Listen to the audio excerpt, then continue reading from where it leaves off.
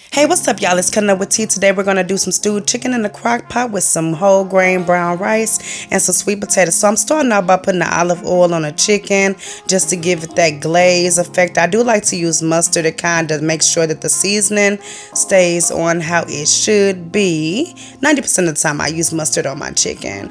I'm starting out with the paprika just for a little bit of color. People say that it gives flavor, but I don't really see much, but it does add a good color to your food. And then I'm gonna go in with the minced onion. I would have cut up some fresh onion, but today was just not the day. This is some quick and easy while the kids are settled.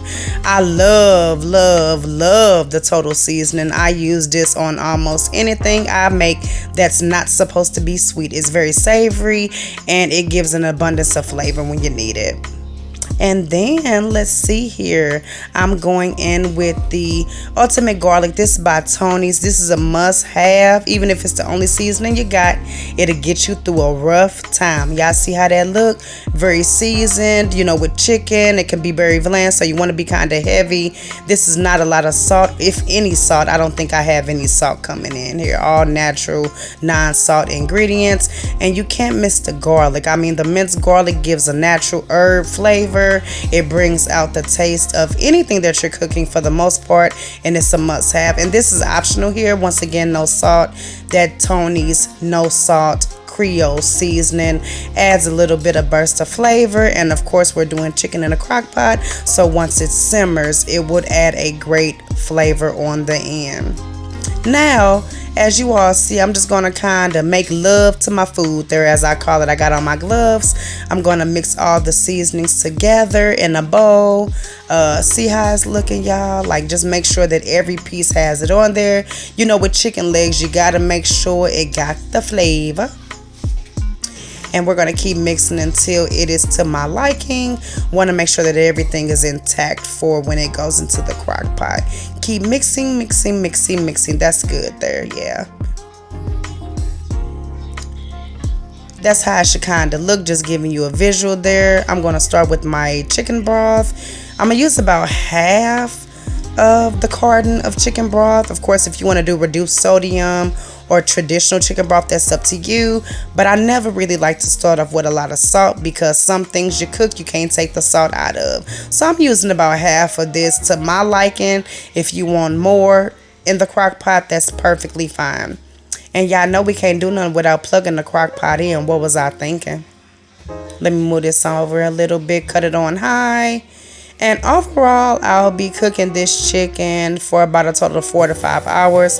Of course, you want everything to be, you know, how it should be. So I'm putting the chicken legs in there. Everything is looking well at this moment. And I'm just going to put all the chicken legs in there evenly. Make sure that it's evenly distributed. Still putting the chicken in, you know, just making sure. Let's give it a second. Put that lid on there. Let it marinate. Now for me, I did it about 3 to 4 hours. I put the Goya seasoning on there too. That's a great flavor enhancer. As you can see, I got the 36 pack, can't go wrong. I put a little bit of butter in there too, just for the marination and the chicken bouillon. You know, you gotta have that flavor, baby. So look at it, y'all. It's gonna cook for about 2 more hours. I'm just giving you all the visual. There's my peas. Put a dab of salt, butter, and I also came in with some pure cane sugar. Although they're sweet peas, you know, you want them a little bit sweet, but not too overbearing. And it'll go well with that flavor in the chicken, that sweet and salty kind of combination. This time it's a quick fix, so I'm doing the brown rice boil in the bag.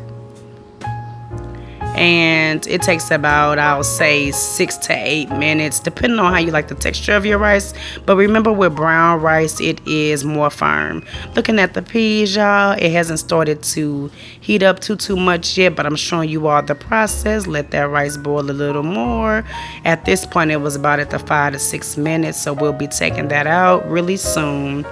There's my peas, y'all. Look how tender and good they look. And it's always a good side with a veggie. And this is the finished result. I'm not an artist and I'm not trying to draw anything, but you can see that this is a healthy, balanced meal for children. And it's a full course and to keep you full. Enjoy, you all.